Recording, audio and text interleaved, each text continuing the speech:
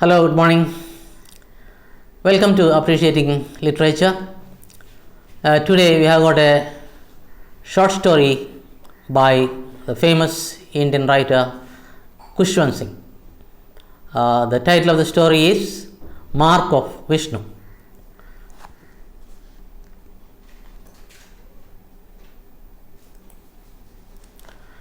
We have the picture of Kushwant Singh, the writer. First, we will see the biography. Kushwant Singh, one of the best known Indian writers of all times, was born in 1915 in Hadali, which is now in Pakistan. He was educated at the Government College, Lahore, and at King's College, Cambridge University, and the Inner Temple in London. So, though he was born in Pakistan, of course, he is a Punjabi. We have got Punjab in both India and Pakistan. And he had his college education and all that in London, Cambridge University and all that. He practiced law at the Lahore High Court for several years before joining the Indian Ministry of External Affairs in 1947. So, after partition, of course, he was part of India, and he became, or he was part of Indian Ministry of External Affairs. He began a distinguished career as a journalist with the All India Radio in 1951. So, he became a journalist in All India Radio in 1951. Since then, he has been founder editor of Yojana, another newspaper, editor of the Illustrated Weekly of India, 1979 to 80, then chief editor of New Delhi, and editor of the Hindustan Times. His Saturday column with Miley Stewart's One and All in the Hindustan Times is by far one of the most popular columns of the day. So, he had been always associated with one newspaper or the other, or magazine. So, I was fortunate to having read that article, the column, with the Miley Stewart's One and All for a long time back. Kushwant Singh was a member of the Rajya Sabha from 1980 to 86. Among other honors, he was awarded the Padma Bhushan in 1974 by the President of India, which he returned in protest against the central government's attack on the Golden Temple in Amritsar. So, that is part of history.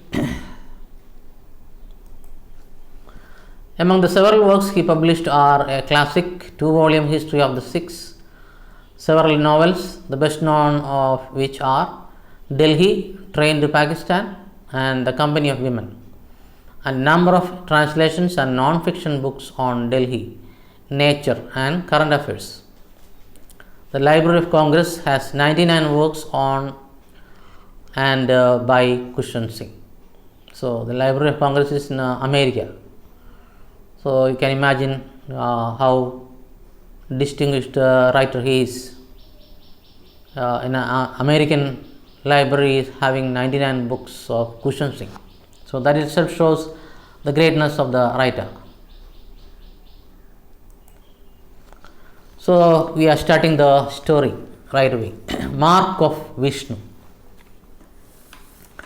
So, we will see what is Mark and all that. Vishnu, of course, is a name of God, and Hindu mythology you have 3 gods, the Trinity. And the mark, usually you find the Brahmins and all, they used to put that bhasmam on their forehead in the shape of V. That actually symbolizes the god Vishnu. Now, just like the previous poem where we had a scorpion, here we have got another animal. And you find a lot of comparison between the previous poem, The Night of the Scorpion, and this story. We will see what is the comparison. Even the theme itself is more or less same. This is for Kala Nag, said Gangaram, pouring the milk into the saucer. Actually, Gangaram is the servant of the house, and Kala Nag is, of course, snake. Actually, the literal translation is Anali, adder. But we will see later on, you find that it is not Anali, actually, it is cobra they are talking about. Anyway, some confusion is there. Anyway, it is a snake, that we can be sure.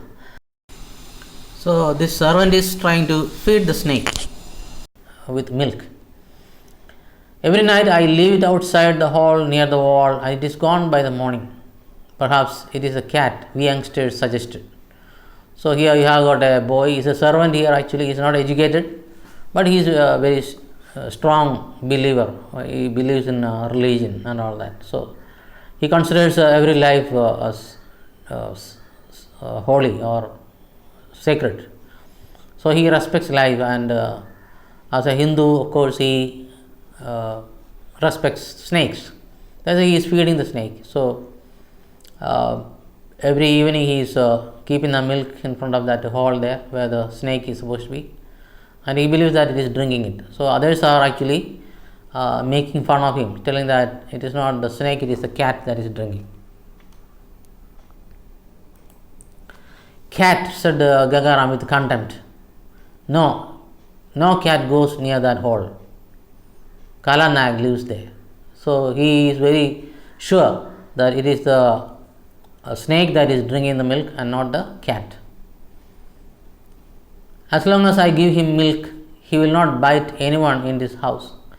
You can all go about with bare feet and play where you like. So, according to him, because he is feeding the snake with milk, it will not harm anyone, it seems. You can go near it and it will not bite you. We were not having any patronage from Gangaram. Patronage here means support. That means he will not change his beliefs, whatever they say. You are a stupid Brahmin. You are a stupid old Brahmin, I said. Don't you know snakes don't drink milk? So, they are trying to ridicule him, telling that you are a stupid old Brahmin and you don't know that snakes don't drink milk. At least one couldn't drink a saucerful every day. So, whatever you give, maybe it will drink a bit, but don't think that it will drink the whole milk that you are giving. The teacher told us that a snake eats only once in several days. We saw a grass snake which had just swallowed a frog. So, they are trying to tell him that cats don't drink milk and all that. Sorry. So, they are trying to tell him that snakes don't drink milk, or it eats only once a while, once in several days and all that. It stuck like a blob in its throat and took several days to dissolve and go down its tail. So, they are trying to tell that how the snake is swallowing the frog, and it took so many days to go down into the stomach, it seems, and from the stomach to go out his tail, through the tail. We got dozens of them in the lab in methylated spirit.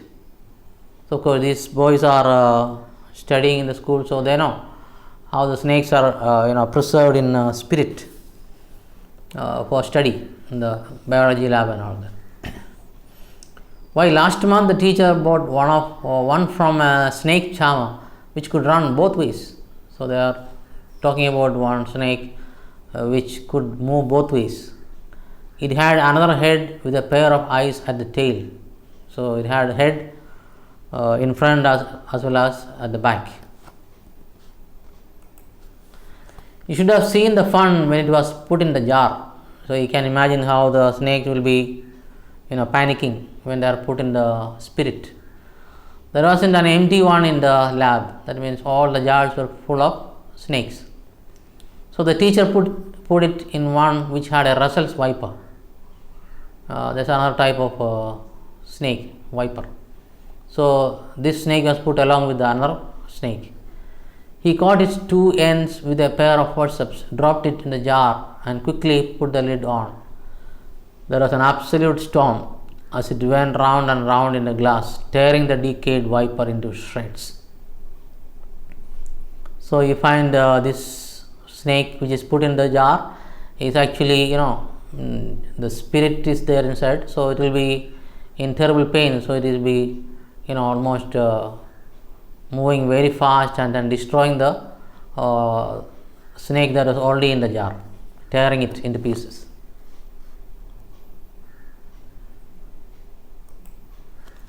Gangaram shut his eyes in pious horror. So when they are explaining, narrating all this story, he just could not tolerate that. So he is closing his eyes. You will pay for it one day. Yes, you will. So he is telling that if you harm a snake like that, God will punish you.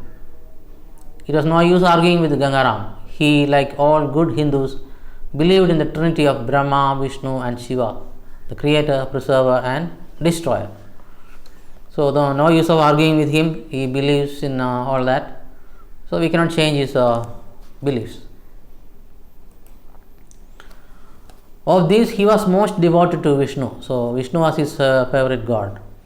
Every morning he smeared his forehead with a V mark in sandalwood paste to honor the deity. So this Gangaram, he used to smear or spread the forehead with a V mark in sandalwood paste. That's what all the Brahmins do. Although a Brahmin, he was illiterate and full of superstition. So he was a Brahmin, but he was not educated. So he had a lot of superstition. To him, all life was sacred, even if it was of a serpent or scorpion or centipede. Whenever he saw one, he quickly shoved it away lest we kill it. So he would always protect the creatures, whether it was snake or scorpion. He wouldn't harm them. He would always try to protect them. He picked up wasps we battered with our badminton rackets and tended their damaged wings. So these boys always used to kill other animals and birds and all that. Wasp is a small tiny thing. So when they do that, battering means beating with bat, and he would take those damaged or beaten or brutalized insects, and he would look after that. Or sometimes they used to sting him. It never seemed to shake his faith. So whatever happened to him, he would always protect the animals. Nobody could change his faith. More dangerous the animal, the more devoted Gangaram was to its existence. So the more dangerous the animal, he would go all the way to protect it. Hence the regard for snakes, and above all for the cobra, who was the Kala Nag. So here Kala Nag is of course the cobra. So he would do anything to protect this particular cobra, though it is very, very dangerous. We will kill your Kala Nag if we see him. So they are telling this fellow that they will really kill the snake. I won't let you. It is laid 100 eggs, and if you kill it, all the eggs will become cobras and the house will be full of them. Then what will you do? So these boys are telling him that they would kill the snake, but he is telling that if you kill all the eggs that are laid, around 100 of them will hatch and they become cobras and they will come and attack them. We will catch them alive and send them to Bombay. They milk them there for anti-snake bite serum. So these boys are aware of that these snakes can be sold and all that, and because they will be taking the poison for anti-snake bite serum. So they tell him that you will catch it and sell it like that. They pay 2 rupees for a live cobra, that makes 200 rupees straight away. So those days, of course, 200 rupees was something very great, a big sum. So if hundreds snakes come, they will catch all of them and sell it, and they will be getting 200 rupees. Your doctors must have udders. I never saw a snake have any. But don't you dare touch this one. It is a fania. It is hooded. So when they were talking about milking the cobra, he is telling that snakes don't have udders. Udders means the breast of the animals. So he has not seen any udders for the snake. But whatever it is, he is warning them not to touch the snake because it is very, very dangerous. It is hooded. Hooded means is a snake, palm in patti. Patti kind of hooded. I have seen it. It is 3 hands long as for its hood. So he is trying to make some kind of create a kind of fear among these boys, telling that it is very huge and it is very risky going near the snake and all that. So Gangaram opened the palms of his hands and his head swayed from side to side. So with all the action, he is trying to convince them that it is very huge and it is very dangerous. You should see it basking on the lawn in the sunlight. Basking means enjoying the sunlight. That just proves what a liar you are. The fanier is the male, so it couldn't have laid the 100 eggs. You must have laid the eggs yourself. So the boys are telling that this particular snake is a male, so it cannot lay eggs. So they are calling him a liar. So if the snake has not laid the eggs, maybe it is Gangaram who has laid the eggs. That's what they are telling. The party burst into peals of laughter. So all these boys are laughing at him. Yes, must be Gangaram's eggs. We will soon have 100 Gangarams. Yes. So they are actually making fun of this poor man Gangaram. Gangaram was squashed. Squashed here means defeated. It was the lot of a servant to be constantly squashed. So he is a servant of the house, so he cannot react. But having the children of the household make fun of him was too much even for Gangaram. So even for Gangaram it has become too painful, always getting insulted by the boys, making fun of them. They were constantly belittling him with their newfangled ideas. Belittling means insulting. Newfangled means complicated. So he is not educated. So whenever they are having a lot of bright ideas and all that, he is not able to argue with them. So they never read the scriptures. So the boys, of course, did not read the holy books according to Gangaram. That's why they are making fun of him. Not even what the Mahatma said about non-violence. Yes. So according to Gangaram, these boys are very violent. They have not even read Gandhiji's non-violence and all that. It was just shotguns to kill birds and the jars of methylated spirit to drown snakes. So these boys are always talking about shotguns to kill birds and the jars in the lab where snakes are drowned and all that. So according to Gangaram, these boys are very dangerous and they have no respect for life. Gangaram would stick to his faith in the sanctity of life. He would feed and protect snakes because snakes were the most vile of God's creatures on earth. So according to his faith, he has to protect the animals, even if it is very dangerous, like the snakes, because they are all creatures of God. God has created all of them. If you could love them instead of killing them, you proved your point. Yes, that's what Gangaram believes, that if you could really protect them, love them, then that's what God wants every man to do. What the point was, which Gangaram wanted to prove, was not clear anyway. He just proved it by leaving the saucerful of milk by the snake hole every night and finding it gone in the mornings. Anyway, He was very faithful in feeding the snake every day, and we don't know what point he was trying to prove and all that. One day we saw Kalanak, the big snake, the cobra.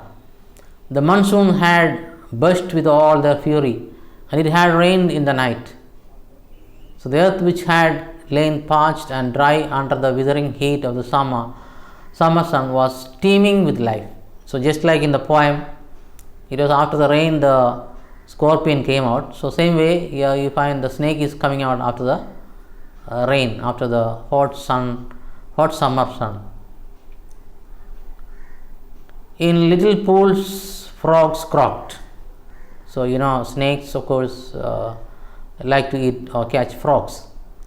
The muddy ground was littered with crawling worms, centipedes, and velvety ladybirds.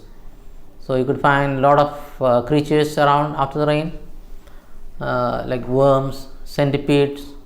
Centipedes means pardara, and ladybirds. That is the picture of a ladybird there. If you have not seen them, it's a kind of beetle, very beautiful beetle with a red color of black spots on that. Grass had begun to show, and the banana leaves glistened bright and glossy green. So after the rain, you find a lot of growth, greenery there, with the banana leaves shining in the bright sun. The rain had flooded Kalanak's hall. Yes, so the snake is now out of his hall. He sat in an open patch on the lawn. His shiny black hood glistened in the sunlight. So now the snake is driven out of its hole, so it is sitting on the lawn, grassy land, and his hood was shining in the sunlight. He was big, almost 6 feet in length, and rounded and fleshy like my wrist.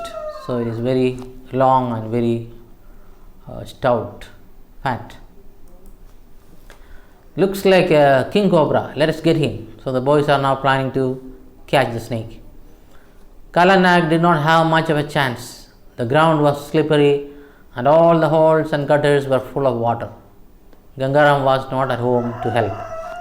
So the boys could easily catch this snake by now, because all the holes are flooded with water, and poor Gangaram is not there to help.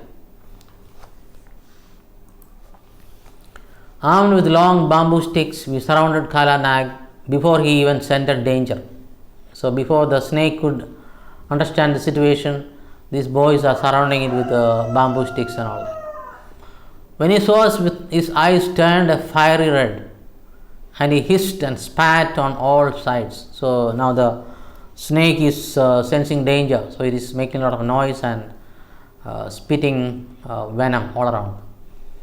Then, like lightning, Kalanak made for the banana grove. So it is now escaping, moving fast into the banana trees. The ground was too muddy, and he slithered. Slithered means slipped. He had hardly gone 5 yards when a stick caught him in the middle and broke his back. So one of the boys hit it with a stick, and it broke its back. A volley of blows reduced him to a squishy, squashy pulp of black and white jelly. So all the other boys started beating it, and it became like a white jelly, spattered with the blood and mud. So you find the snake was completely mutilated, ruined by the beat. His head was still undamaged, so only the body was damaged. His head was very intact, very safe. Don't damage the hood, yelled one of us. We will take Kalanak to school. So they want to keep the head intact without spoiling it. And they are planning to take the cobra to the school. So we slid a bamboo stick under the cobra's belly and lifted him on the end of the pole. We put him in a large biscuit tin and tied it up with string. We hid the tin under the bed. So they are lifting that cobra with the bamboo stick, and then putting it into a biscuit tin and closing it. and tying it with a string. At night I hung around Gangaram waiting for him to get his saucer of milk. So they are not revealing the truth that they caught the snake, Kala Nag. They are keeping it a secret. So he is asking the poor man, "Aren't you going to take any milk for Kala Nag tonight?" "Yes," answered Gangaram irritably. "You go to bed." So he was very angry. So he is telling, "You mind your business, I will do it." He did not want any more argument on the subject. He won't need the milk anymore. So the boy is told, anyway, he will not be requiring the milk anymore. Gangaram paused. So he wanted to know the reason. "Oh, nothing. There are so many frogs about. They must taste better than your milk. You never put any sugar in it anyway." So the boys are telling, no. You may not need your milk because there are a lot of frogs around. So that's what the snakes likes better than your milk. And besides, you don't add any sugar also to the milk. The next morning, Gangaram brought back the saucer with the milk still in it. He looked sullen and suspicious. So Gangaram is not aware of what happened the previous day. So he is keeping the milk, but finding that the milk is still there, he is now looking very unhappy, sullen, and doubtful, suspicious, because he doesn't know what happened really. And snake had not drunk the milk. "I told you, snakes like frogs better than milk." Yes. So the boys are telling, that's why he didn't drink the milk, because it likes the frogs. They are not telling the truth, that the snake is under their custody. While we changed and had breakfast, Gangaram hung around us. So now these boys are getting ready to school. The school bus came and we clambered into it with the tin. As the bus started, we held out the tin to Gangaram. So when the bus started, they are holding the tin and showing to the poor fellow, Gangaram, "Here is your Kala Nag, safe in this box. We are going to put him in spirit." So only now they are telling the truth, that they are taking it to the lab where the snake will be put in the spirit. We left him standing speechless, staring at the departing bus. So Gangaram, this poor man, was really shocked when he heard. There was great excitement in the school. We were a set of 4 brothers known for our toughness. We had proved it again. So when the boys took the snake to the school, all the others came. They were all shouting and all that. So they are proving that they are very tough. They were known for their toughness. Anyway, so they are telling, "A king cobra, 6 feet long, Fania," these are shouting from the other students. The tin was presented to the science teacher. So these boys are going and presenting the tin containing the snake to the teacher. It was on the teacher's table, and we waited for him to open it and admire our kill. So they wanted the teacher to open the lid and see, have a look at the snake. The teacher pretended to be indifferent and set us some problems to work on. So actually the teacher did not show much interest. Instead he gave them some homework and all that. Some classwork there. With studied matter-of-factness, he fetched his forceps and a jar with a banded crate lying curled in muddy methylated spirit. So now the teacher is bringing another jar which already contained a crate. Crate is the kind of snake. You can see the picture there with the white rings on that. I think in Malayalam we call it Vellikattan maybe. So now the teacher is trying to put this cobra in another jar which already contained one snake crate. He began to hum and untie the cord around the box. So the teacher is humming a song and then gradually opening that box. As soon as the cord was loosened, the lid flew into the air, just missing the teacher's nose. So as soon as the lid, as soon as he untied the box, tin box, suddenly the lid is coming, flying up like in the air, missing the teacher's nose. And there was Kala Nag. So you find the snake standing like that with hood. His eyes burned like embers, and his hood was taut and undamaged. So the head was still not damaged. So you find the snake standing like that, spreading its hood, and its eyes were burning like ember. Ember means tikata, firebrand. With a loud hiss, he went for the teacher's face. So it is trying to attack the teacher's face. The teacher pushed himself back on the chair and toppled over. So the teacher somehow pushed the chair, and the teacher is falling on the floor with the chair. He fell on the floor and stared at the cobra, petrified with fear. Petrified means horrified, scared. The boys stood up on their desk and yelled hysterically. So the boys also started shouting. They too got frightened. Kala Nag surveyed the scene with his bloodshot eyes. So now it is looking at the whole class with the teacher and student shouting like that. His forked tongue darted in and out excitedly. So the snake is now getting the smell through the tongue, the forked tongue, the split tongue. He spat furiously and then made a bid for freedom. So now it is trying to get out of that tin. He fell out of the tin onto the floor with a loud plop. With a loud sound, the snake is falling onto the floor.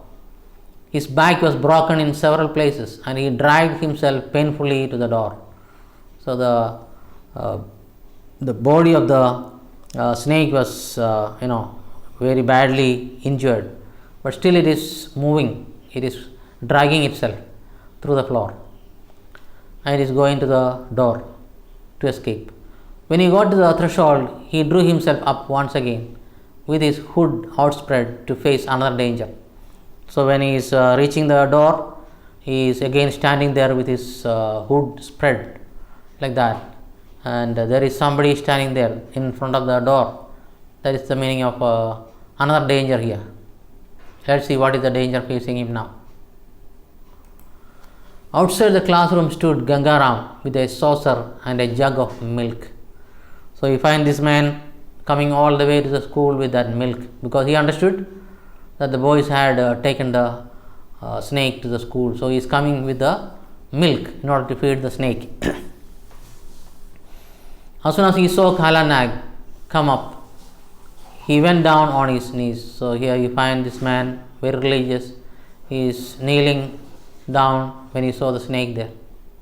He poured the milk into the saucer and placed it near the threshold. So where the snake is coming, he is keeping the milk after pouring it into the saucer, like he used to do every day. With hands folded in prayer, he bowed his head to the ground, craving forgiveness. So he is actually falling in front of that snake, asking for forgiveness because he was not able to save the snake, and the boys had almost killed it. That's why he is asking forgiveness to the snake. In desperate fury, the cobra hissed and spat and bit Gangaram all over the head. Of course, the snake doesn't have sense. He doesn't know who is Gangaram and all that. For the snake, it is another man who is capable of killing. So he, with all that anger, fury, it is hitting or it is biting Gangaram all over his head.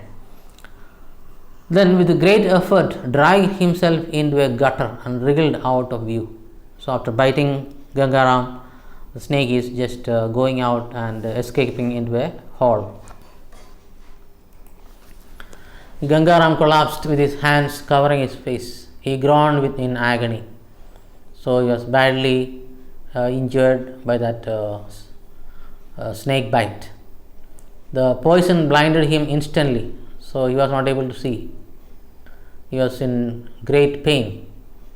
Within a few minutes he turned pale and blue, and froth appeared in his mouth.